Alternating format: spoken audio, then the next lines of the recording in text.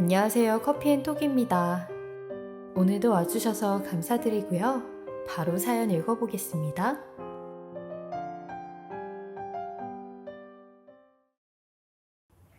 안녕하세요. 40대 후반 여자입니다. 제 나이 40대 후반이 되어 이만큼 살아보니 이제야 좀 사람 보는 눈이 생기게 된 것 같아요. 요 며칠 전 새해를 맞아 새해 복 많이 받으라고 시어머니한테 연락이 왔는데 제게 그런 짓을 하고도 이렇게 뻔뻔하게 연락을 하는 시모를 보니 참 기가 막히더라고요. 제가 답을 하지 않는데도 시모는 꾸준히 무슨 날이 있을 때마다 이렇게 연락을 하곤 하세요. 저랑 시댁과의 인연은 꽤 오래전부터 이어진 사이였어요. 자그마치 제가 중학생 때부터 알고 지낸 사이였는데 저희 아버지랑 시아버지는 직장 동료 사이였어요. 두 분의 직업은 환경미화원이었는데 아무래도 두 분 다 같은 일을 하시다 보니 서로 통하는 것도 많았고 가족끼리도 가깝게 지내곤 했어요. 여름 휴가도 같이 보내는 날이 많았고 가족들 생일 때도 잊지 않고 서로를 챙겨주곤 했어요. 정말 가족이라고 해도 될 만큼 가까이 지냈는데 그러면서 자연스레 저희 아버지와 시아버지는 자식 혼사까지 약속을 하셨어요. 30살이 될 때까지 둘 다 시집장가를 못 가면 둘이 결혼을 하라고 농담처럼 말씀하셨죠. 두 분이 그런 약속을 하셨다 해도 뭐 꼭 결혼을 해야 되는 건 아니었지만 신기하게도 연이 이어지려고 하니 남편과 저는 아버지들의 바람대로 결혼을 하게 되었어요. 어릴 때부터 몇십 년을 봐온 남편이었지만 남편이 군대를 다녀오고 어엿한 직장인이 된 걸 보니까 장난기 많았던 10대 때와는 또 다른 느낌이었어요. 저희 가족이 중간에 이사를 가면서 연락이 뜸해지긴 했지만 오랜만에 남편을 만나도 어색하거나 민망한 건 전혀 없었어요. 그렇게 오빠 동생 하면서 연락을 하다 보니 어느샌가 저희 둘은 연애를 하고 있었고 두 부모님들에겐 이 사실을 비밀로 하였죠. 만약에 저희가 잘 만나서 결혼까지 하면 괜찮지만 혹여나 헤어지게 되면 두 부모님도 사이가 멀어질까봐 굉장히 조심스러웠거든요. 근데 남편과 저는 생각보다 통하는 게 많아 2년 동안 연애를 했어요. 그리고 무엇보다 아버지의 직업이 같다 보니 서로 공감대도 많았죠. 하루는 남편이 제게 그러더라고요. 소윤이, 너는 아저씨 직업이 부끄러웠던 적은 없어? 나는 어렸을 때부터 아버지 직업이 너무 부끄러워서 아버지가 길거리에서 쓰레기 치우고 계시면 막 피해서 돌아가고 그랬어. 어릴 때 친구들한테 놀림도 많이 받고. 나는 되려 그런 아버지가 자랑스러웠는데 환경미화원 아무나 하는 거 아니잖아. 당연히 나도 놀림받고 손가락질 받았는데 나는 그럴수록 더 당당하게 말했어. 참, 소윤이다운 씩씩한 성격이네. 사실 난 그래서 결혼도 망설였다. 우리 아버지 직업을 알게 되면 상대방 여자나 부모님이 안 좋아하실까봐. 이대로 노총각으로 살까 생각도 했었는데 소윤이 너를 만나면서 결혼 생각도 하게 됐어. 아내도 내가 안쓰러워서 너를 보내줬나 봐. 오빠는 별 걱정을 다 하면서 살았다. 우리 아버지들이 뭐 어때서 도둑질해서 돈 버시는 것도 아니고 직업에 귀천이 어딨어. 암튼 그 말이 나 만나서 좋긴 좋다는 말이지? 남편 입에서 결혼 이야기가 나오고 나서야 저희는 양가 부모님께 말씀을 드릴 수 있었어요. 역시나 결혼 허락은 받을 것도 없었고 저희 부모님 또한 많이 마음 놓여 하셨는데 사돈될 분들이 형제만큼이나 가깝게 지낸 사람들이었으니 안심을 하신 거죠. 괜히 이상한 시댁을 만나서 제가 고생이라도 하면 부모님이 얼마나 속상하시겠어요. 근데 그런 건 없게 됐으니 다행이라 하셨죠. 저희 시부모님도 마찬가지였는데 특히 시어머니가 저를 많이 이뻐해 주셨어요. 우리 소윤이가 내 며느리가 된다니 나는 이제 죽어도 여한이 없다. 너 어렸을 때부터 얼마나 야무졌는지 아니? 지금도 똑소리 나고 야무닥지고 태영이 얘는 물러 터져서 너 같은 처를 만나긴 해야 됐어. 너무 잘 됐지. 이제 내가 아줌마가 아니라 시어머니가 되니까 더 잘해줄게. 그렇게 결혼 준비를 하기 시작했는데 저희는 서로의 형편을 누구보다 더 잘 아니까 예단이나 예물은 생략하고 결혼식도 최대한 아껴서 했어요. 그리고 집도 반지하에서 시작을 했는데 정말 밑바닥부터 시작을 했죠. 그때 당시 남편은 공장에서 일을 했고 저는 부동산에서 일을 했는데 공인중개사는 아니고 그냥 직원으로 일을 했어요. 서류 정리나 필요한 서류를 떼는 잡일을 했죠. 부동산에서 일을 하며 공인중개사 시험 공부는 계속하고 있었어요. 언젠간 나도 중개사가 돼야겠다는 꿈은 계속 갖고 있었거든요. 그리고 이렇게 열심히 살다 보면 언젠간 우리한테도 기회는 올 거라 생각을 했어요. 그래서 부동산에 엄청 많이 관심을 갖기 시작했는데 저희 같은 서민들은 크게 돈 벌 방법이 주식 아니면 부동산밖에 없다 생각을 했어요. 그래서 돈 많은 사모님들이 가게에 와서 이런저런 부동산 이야기를 하면 제가 일부러 커피를 타드리겠다며 기웃기웃거리기도 했고 일하면서 얻게 된 정보도 하나둘씩 수집을 하기 시작했죠. 왜 좋은 물건들은 시장에 내놓지 않고 바로 돈 있는 사람들끼리 사고팔고 하잖아요. 그런 알짜 정보들을 모으기 시작했어요. 어디 땅을 사면 거기에 대형 쇼핑몰이 올라간다더라. 어디 지역에 재개발이 시작된다더라 하는 정보들이요. 그리고 제 성격이 목적을 위해서는 제 몸도 사리지 않고 돌진하는 성격이라 필요한 상황에선 체면이나 자존심을 세우진 않거든요.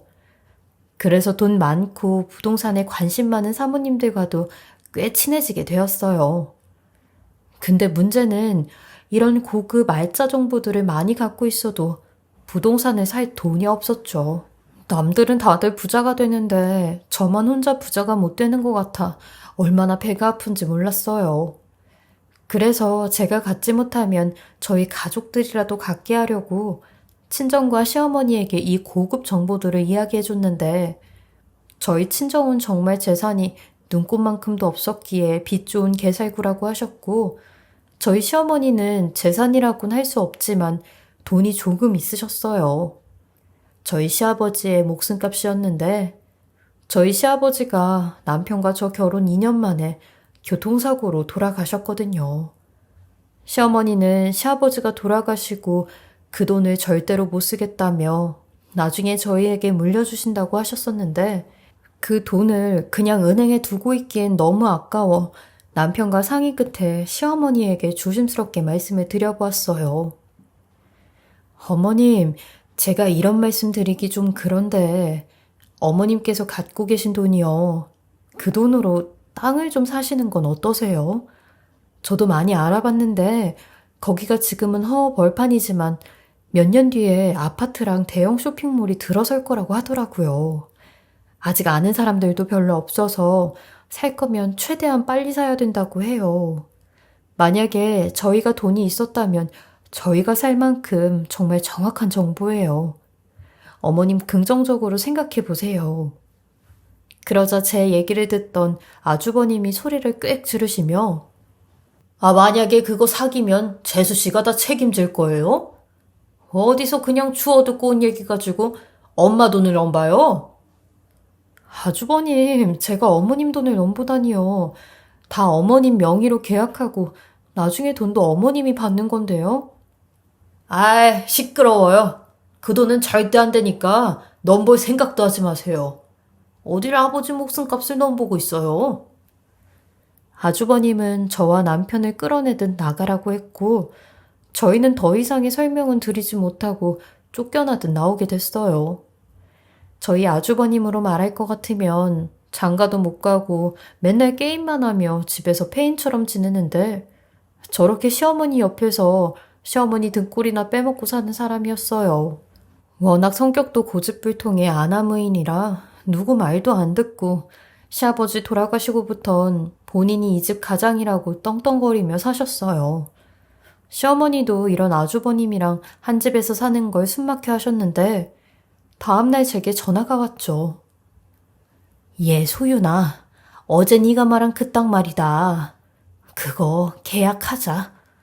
그 돈 갖고 있으면 어차피 네 아주버님이 다 쓰고 탕진하고도 남을 것 같다. 차라리 네가 사라고 한 땅을 사면 돈은 안 없어질 거 아니야. 내가 니들 말은 들어도 큰애 말은 절대 안 듣는다. 그 땅 계약 어떻게 하면 되는 거냐? 어머님, 잘 생각하셨어요. 이거 정말 확실한 정보니까 염려 마세요. 내일 저희 부동산으로 오세요, 어머님. 그렇게 저희 시어머니는 제 말을 듣고 땅을 사시게 되었고, 몇 년 뒤 정말로 그 지역에 대단지 아파트가 들어서기 시작했어요.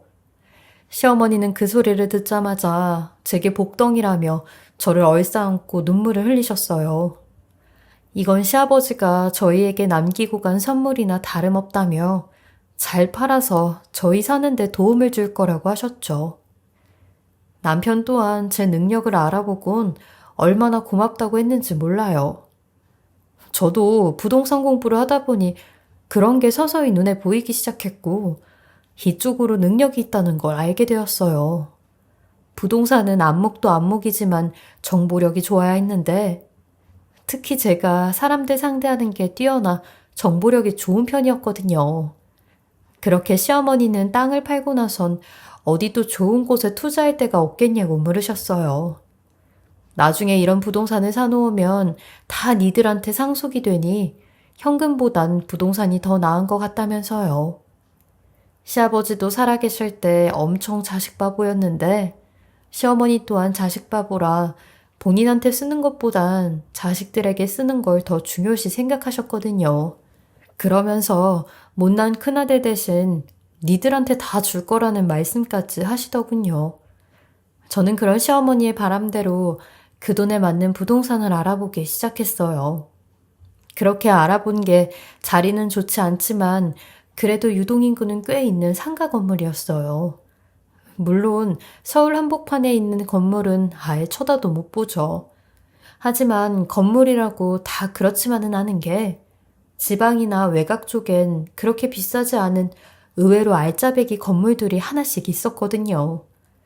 그리고 부동산에도 바람이라는 게 있는데 아파트나 주택들이 값이 오르면 꼭 다음에 오르는 게 건물이나 상가값이었어요. 그래서 건물이나 상가값이 오르기 전에 잘 보고 있다가 괜찮은 물건이 나오면 계약을 해야 됐죠.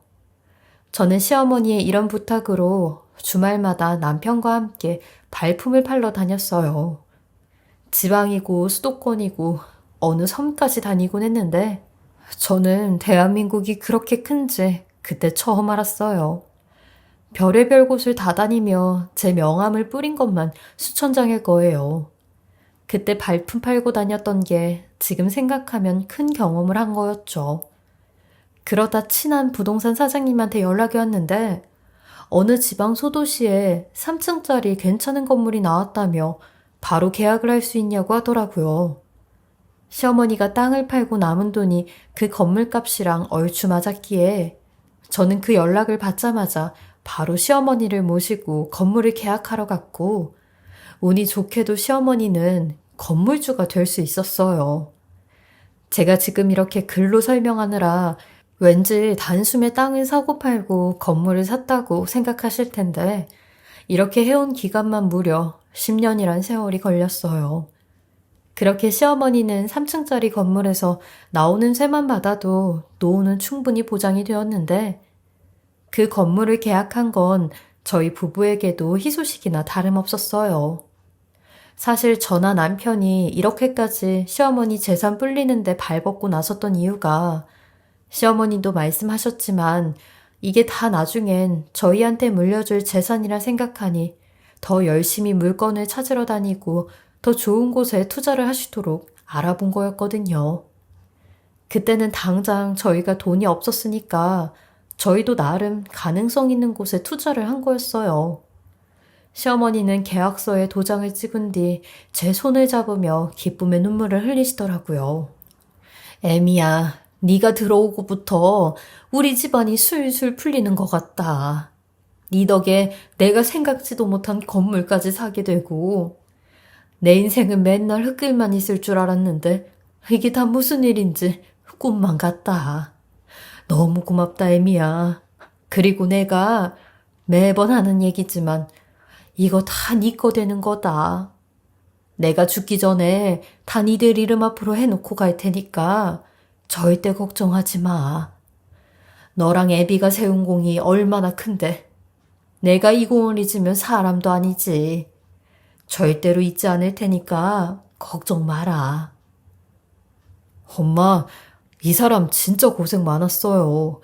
돈 번다고 낮에는 부동산에서 일하고 밤에는 알바로 건물 청소까지 하러 다니고 또 주말에는 부동산 발품 팔러 다니고 몸이 10개라도 부족했을 텐데 이 일을 이렇게 혼자 다 해낸 거예요. 나도 그거 알지. 누구보다 더 잘 알지. 그러니까 애비 너도 네 처한테 잘해줘라. 집안일도 네가 도와서 더 하고. 그렇게 건물 계약으로 저는 시어머니에게 더 큰 사랑과 이쁨을 받게 되었고 아주버님에게도 좀 떳떳해질 수 있었어요. 그동안 저희 아주버님이 워낙 저를 의심하고 못 믿어해서 제가 하는 건 죄다 맞불을 놓으시곤 했었거든요. 남편은 그저 장가 못 간 형이 노총각 히스테리를 부리는 거니 그러려니 하라고 했는데 히스테리치곤 좀 심했었어요. 하지만 이번에 건물 계약을 하게 되면서 아주버님도 저의 노력과 진심을 알게 됐는지 그 말은 쏙 들어갔죠. 그 덕에 저도 어깨에 힘이 좀 실렸어요. 그런데 건물 계약을 하고 몇 달 뒤 생각지도 못한 일이 벌어지고 말았어요. 세상에 아주버님이 건물로 돈이 좀 생기게 되니 그 건물을 등에 업고 소개팅을 엄청 많이 하러 다녔나 봐요. 그 건물이 본인 것도 아닌데 말이에요. 아무튼 아주버님은 그렇게 30번 넘게 소개팅을 했고 그중 아주 괜찮은 여자를 한 분 만나게 되었는데 그분은 아이는 없지만 돌싱이었고 직업은 약사였어요. 그분의 아버지도 약대를 나와 조그마한 제약회사를 하나 운영하고 있다고 했는데 연애한 지 3개월 만에 결혼을 하겠다고 인사를 시키러 온 거였죠. 시어머니는 저희에게 그래도 장남이 결혼을 해야 집안이 바로 서지 않겠냐며 둘이 좋다고 하면 결혼을 시키고 싶다고 하였고 아주버님은 이미 같이 살 곳까지 생각을 하셨더라고요. 아주버님이 직업이 없는 건 아니었지만 그 나이까지 돈을 모아놓은 게 없으셔서 집 한 채 마련하기 어려웠는데 시어머니는 건물을 담보로 집을 하나 해주겠다고 하시더군요. 그래도 명색에 약사 며느리가 우리 집에 들어오는데 다른 건 못 해줘도 집은 제대로 해줘야 되지 않겠냐면서요. 은행 이자는 네 아주버님도 일부 낸다고 했으니까 그건 걱정 말아라. 담보 잡는다고 건물이 쉽게 날아가는 것도 아니지 않냐? 그리고 이렇게 집다운 집을 사줘야 네 아주버님이 마누라한테나 처갓집한테 기가 안 죽지. 너도 애 키우는 애미니까 내 맘 잘 알 거다. 그 얘기를 듣는데 많이 서운하긴 하더라고요.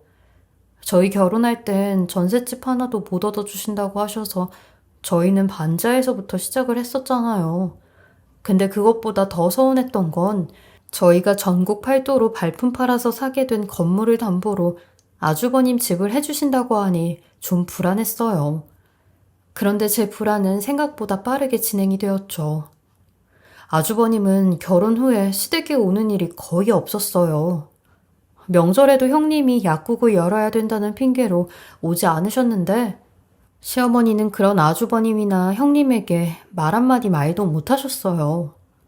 이유는 약사인 형님이 불편하다는데 저는 워낙 어렸을 때부터 봐서 결혼을 했을 때도 똑같이 편했는데 형님은 말조차 놓기 어려울 정도로 불편하다는 게 이유였어요.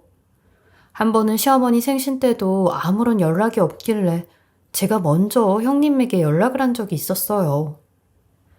형님, 어머님 생신 때문에 연락드렸어요. 이번 생신은 어떻게 준비할까요? 형님 의견에 따라 준비할까 해요. 어머님 생신이 있었어요? 저는 금시초문인데. 이희한테 전화하라고 할게요. 그리고 이번에도 저희는 못 갈 것 같아요. 동서도 알다시피 약국이 좀 바빠야죠. 연락하라고 할 테니까 그렇게 알고 계세요. 아니, 형님, 그래도 형님이 맏며느리인데 어떻게 결혼하고 나서 한 번도 시댁에 안 오세요? 아무리 바쁘다고 하셔도요. 동서는 전문직 아니죠? 우리 같은 전문직들은 동서 같은 사람들이랑 달라요. 바쁜데 이렇게 전화하지 마시고 남편하고 연락하세요. 그만 끊습니다. 그냥 끊어버린 전화기를 붙잡고 얼마나 어처구니가 없던지 얼마 있다 시어머니의 불호령에 전화가 왔어요. 아니 얘, 너는 시키지도 않은 짓을 왜 하고 있니? 누가 네 형님한테 내 생일 챙기라고 말했니? 왜 가만히 잘 있는 애한테 네가 시집살이를 시키고 있냔 말이야. 어머님, 저는 어머님 생각해서 형님한테 전화 드린 건데. 됐다. 네 아주버님이 전화 와서 난리를 치는데 누가 보면 내가 시킨 줄 알 거 아니야. 솔직히 큰애는 우리랑 다른 애다. 우리같이 평생을 천한 직업을 갖고 산 사람들이 엘리트인 네 형님을 이해나 할 수 있겠냐? 잘 모르면 그냥 가만히 있어라. 괜히 부부싸움 만들지 말고. 언제는 내 생일을 뭐 얼마나 잘해줬다고 이런 호들갑이야. 시어머니가 변하기 시작한 건 아마 이때부터였죠. 본인 명의로 된 건물도 있겠다. 잘나신 약사 며느리도 뒀겠다. 완전히 저희 부부는 뒷전이었는데 저희가 뭘 챙겨주면 거들떠 보지도 않으시면서 약사 형님이 챙겨주는 건 별거 아닌 건데도 입에 침이 마르도록 칭찬을 하셨죠. 사람이 어떻게 이렇게 한 번에 변할 수 있는지 완전히 속은 느낌이었어요. 그러던 중 하루는 시어머니가 저희 부부랑 아주버님 부부를 집으로 부르시더니 이미 본인들끼리 다 끝난 이야기를 저희 부부에게 하는 겁니다. 내가 오늘 니들을 부른 이유는 큰애들이 제약 쪽으로 사업을 한 데서 내가 내 명의로 된 건물을 주려고 한다.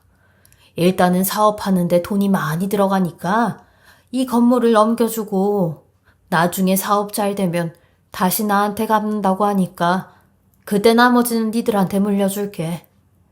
니들도 알다시피 큰애 아버지가 제약회사를 하고 있잖니. 그 회사랑 손잡고 신제품을 만든다는데 그 신제품이 대박 상품이라고 하더라. 사업 잘 되는 건 문제 없다고 하니까 그렇게 알고 있어라. 아니 어머니, 그게 무슨 말씀이세요? 저희랑 한마디 상의 없이 그 건물을 형한테 넘겨준다니요. 그 건물이 어떤 건물인데 그렇게 쉽게 넘겨준다고 하세요. 어머니가 누구보다 더 잘 아시잖아요. 재주는 곰이 부리고 돈은 형이 챙기는 거 아니에요? 이건 말도 안 돼요. 이놈 웃기는 놈이네.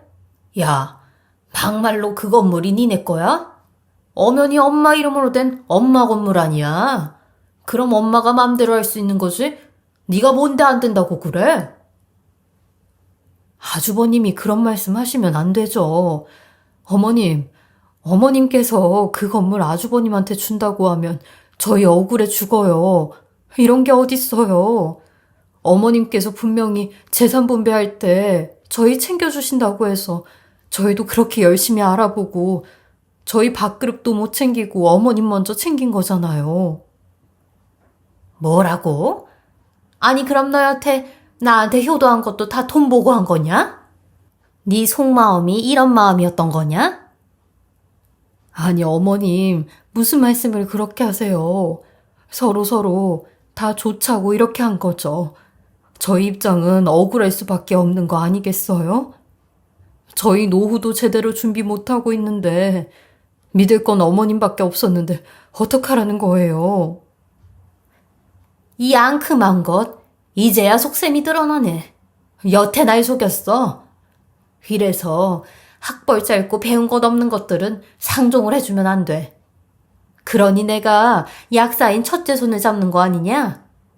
너 같은 청소부는 길거리에 나 앉아봐야지 정신을 차리겠구나. 내가 여태 사람을 잘못 봤어 아주. 나가라. 꼴도 보기 싫다. 어머니, 이런 경우가 어디 있어요. 대체 형하고 형수한테 무슨 소리를 들으셨길래 갑자기 이렇게 변하신 거예요?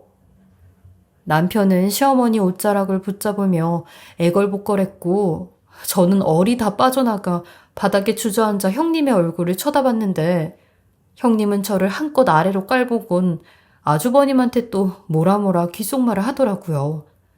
완전히 눈뜨고 코 베인 상황이었는데 이런 상황에 넘어간 시어머니나 아주버님도 한심하긴 마찬가지였어요. 남편은 울며 불며 시어머니에게 매달리고 있는데 전 그런 남편 손을 잡으며 이만 나가자고 했어요. 그 건물이 얼마나 오랫동안 남아있는지 볼 거라며 아마 1년도 안 돼서 다 날려먹을 거라고 저주를 퍼부었죠. 그리고 이렇게 된 거 연 끊고 살자고 했네요. 그렇게 잘나신 약사 형님하고 아주버님한테 실컷 효도 받으시면서 살라고요. 그날 남편과 집에 돌아와 잘 마시지도 못하는 소주를 2병이나 마셨어요. 가족이고 내 어머니라 믿었던 시어머니에게 뒤통수를 맞았으니 이보다 더 억울할 수 없었죠. 시어머니만 철석같이 믿고 도와준 저희도 잘못이긴 했지만 정말 이럴 줄은 꿈에도 몰랐어요. 저희 친정에서도 시어머니 사람 그렇게 안 봤는데 돈이 무섭긴 무섭다며 혀를 끌끌 차셨어요. 그 이후 저희 부부는 일절 시댁과는 왕래도 안 하며 악착같이 살았는데 남편은 야근 없는 날엔 밤에 대리운전까지 하고 저는 투잡에 쓰리잡까지 뛰며 돈 모으는데 혈안이 되어 있었어요. 이렇게 열심히 사는 모습을 본 부동산 사장님도 틈만 나면 좋은 물건을 저한테 소개해주곤 했어요. 그때 당시엔 대출도 잘 나왔던 편이라 대출 이자만 잘 갚을 수 있으면 무리해서 투자를 해도 나쁘지 않았거든요. 그렇게 한 2년이 지났을 때였는데 부동산 사장님이 일하고 있는 저를 다급하게 부르시는 겁니다. 저는 뭐 좋은 곳에 물건이 났나 하고 사장님에게 가보니 컴퓨터 화면으로 시어머니 건물 사진을 보여주며 이게 경매로 나왔다고 하는 겁니다. 그걸 보니 실소가 그냥 튀어나오더군요. 남들은 평생을 바쳐 일을 해도 건물을 하나 살까 말까, 심지어 집을 하나 살까 말까 한데 시어머니는 다 제 덕에 운이 엄청 좋아 이렇게 건물을 샀으면 잘 지켜야지 이걸 홀라당 까먹었으니 말이에요. 남편에게도 이 이야기를 했는데 며칠 뒤 기다렸다는 듯이 시어머니가 남편에게 전화가 온 거 있죠. 건물을 아주버님한테 넘겨주자마자 은행이며 제3금융에 돈을 빌려다 썼는데 사업이 잘못되는 바람에 돈을 못 갚아 건물이 날라갔다고 했대요. 그러면서 구미호 같은 형님이 본인들을 다 홀린 거라고 순진한 아주버님을 꼬셔 사기를 친 거라고 했다는데 시어머니는 본인 집까지 팔아 아주버님 이혼 소송하는데 변호사 선임비를 대주었다고 하더군요. 그래서 지금은 고시원 같은 원룸에서 살고 있고 아주버님은 길거리에 나앉게 생겼다며 도와달라고 연락이 왔다는 겁니다. 남편도 그 소리를 듣고는 어이가 없어 우리 보고 진정한 자식이 아니라는 등 돈 보고 효도한 거냐고 할 땐 언제고 이제와 도와달라는 뻔뻔한 얘기를 하시냐고 했대요. 뿌린 대로 거두게 된 거라고 연락도 하지 마시라고 했다는데 제 예견이 적중을 한 거였죠. 본인 힘으로 얻은 게 아니라 공짜로 얻은 건물인데 그게 얼마나 오래 가겠나요? 저는 그 건물이 경매에 나왔다는 소리를 듣자마자 부동산 사장님의 도움으로 경매에 참여를 하였어요. 요즘은 대출이 그만큼은 안 나오지만 제가 건물 사려고 할 땐 70%까지 대출이 나왔거든요. 은행 대출 브로커도 부동산 사장님이랑 잘 아는 사이라 소개를 받고 그만큼 받을 수 있었고 남은 30%는 남편이랑 뼈 빠지게 번 돈이 있어 충분히 건물을 살 수 있었죠. 그렇게 저희는 2번의 유찰 끝에 드디어 그 건물을 계약할 수 있었고 그 건물이 저희 손에 들어왔다는 사실에 그동안의 서름이 한 번에 터져 남편과 끌어안고 엄청 울었어요. 계약을 할 수 있게 도와주신 모든 분들에게도 감사했는데 남편과 저희 친정 식구들은 다들 제가 착하게 열심히 살아서 그런 인복을 받은 것 같다고 하더라고요. 제가 착하게 산지는 잘 모르겠지만 정말 죽기 살기로 열심히 산 부분에 대해선 인정을 받는 것 같아 너무 뿌듯했어요. 그렇게 계약을 하러 가는 날까지도 이게 진짜 꿈인지 생시인지 몰랐죠. 그리고 남편은 그동안 자기 식구들 때문에 맘고생, 몸고생한 저를 위해 건물 명의는 100%제 명의로 하라고 했어요. 본인도 절 믿기에 이렇게 한다면서요. 그렇게 계약을 마치고 건물을 나오는데 세상에 건물 앞에서 거의 반 노숙자 행색의 아주버님을 딱 마주치게 된 겁니다. 정말 영화의 한 장면처럼 아주버님과 마주했는데 동네 상가에서 장사를 하시는 분들 말로는 아주버님이 매일같이 이 건물 앞에서 노숙을 했대요. 알고 보니 이 건물을 날려먹고 그 잘난 약사 형님과도 이혼을 한 후 여길 떠나지 않았다고 하더군요. 저희의 계약 소식을 듣자 아주버님은 펄쩍펄쩍 뛰며 아니 니들이 어떻게 이 건물을 샀냐? 아이고 하늘님 천지신명님 감사합니다. 이게 다시 우리한테 돌아왔다니 천만다행이네. 잘했다. 잘했어. 이게 왜 우리 거야? 이 건물 이 사람 거야. 그리고 형이 우리한테 연 끊고 살자고 한 거 잊었어? 어딜 우리 부부가 피땀 흘려 계약한 이 건물을 넘보고 있어? 어딜 숟가락을 올리려고 하냐고. 양심도 없지. 그리고 이제 우리 건물 앞에서 노숙하면 바로 경찰에 신고할 테니까 그렇게 하라. 남편은 본인 형에게 넘볼 걸 넘보라며 엄청 뭐라고 했어요. 그리고 또 한 사람, 이 소식을 듣게 된 시어머니도 저희 부부를 찾아와 애걸복걸하며 아주버님 이름 앞으로 있는 빚만 30억이 넘는다고 저러다 사람 잡는다고 한 번만 도와달라고 하는데 저희가 미쳤어요. 저희 살기도 팍팍한데 저희는 그동안 할 도리 다 했다고 하고 들은 척도 하지 않았습니다. 남편도 본인 피부치인 어머니와 형을 내치는 게 얼마나 쉽지 않은 일인지 저도 알긴 하지만 그동안 저희가 울면서 보낸 세월을 생각하면 마음을 독하게 먹을 수밖에 없다고 하였어요. 그리고 저희 재산을 지키려면 당연히 이렇게 해야 된다고 했죠. 저희 부부는 말로는 건물주이지만 몇 년째 아직 70% 받은 대출을 갚고 있어요. 아직 한참이나 남았는데 기회가 돼서 건물값이 오르면 또 좋은 조건에 매매를 할까 생각 중입니다. 제가 가진 능력을 발휘해서 투자도 잘 해보려고요. 제가 건물을 살 때 남편하고 한 가지 약속을 했었는데 늘 겸손하게 지금까지 살아왔던 것처럼 살자고 한 거였어요. 더 많이 가질수록 겸손해야 된다는 걸 이번 일을 통해 많이 느꼈거든요. 저 또한 착한 마음으로 성실하게 살아야겠다고 매일 다짐합니다. 여러분들도 항상 좋은 마음으로 사시다 보면 다 복으로 돌아올 거라 믿어요. 저의 긴 이야기 들어주셔서 감사하고요. 2022년에는 모두 부자 되시길 바라겠습니다. 지금까지 커피앤톡이었습니다. 오늘도 끝까지 함께 해주셔서 감사하고요. 다음 영상으로 또 찾아뵙겠습니다.